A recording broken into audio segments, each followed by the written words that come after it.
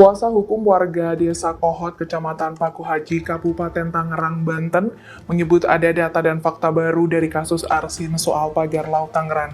Dalam temuan tersebut terungkap bahwa Arsin disebut sebagai mandor utama dalam proyek pembangunan pagar laut Tangerang.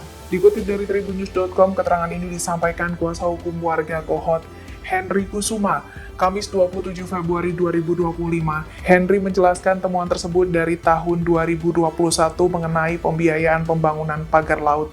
Dirinya meragukan Arsin menggunakan dana pribadi dalam pembangunan pagar laut Tangerang. Untuk itu, Henry menyerahkan penyelidikan mengenai dana tersebut kepada Barreskrim Polri agar diusut. Henry melanjutkan mengenai nominal biaya pembangunan pagar laut disebut nilainya lebih dari denda yang harus dibayarkan Arsin kepada Kementerian Kelautan dan Perikanan. Diketahui sebelumnya pagar laut Tangerang disebut dibangun. Download Tribun X sekarang, menghadirkan lokal menjadi Indonesia.